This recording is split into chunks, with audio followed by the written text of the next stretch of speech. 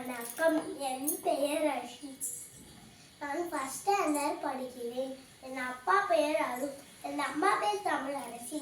Habit management இதிலிருந்து ஒரு திருக்குறளை நான் பாட போறேன்.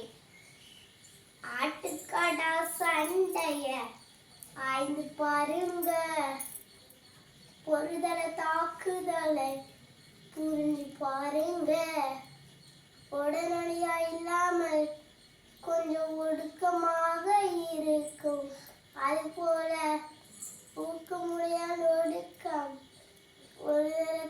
பொருளர தாக்குதலை பெரும் தகைக்கு.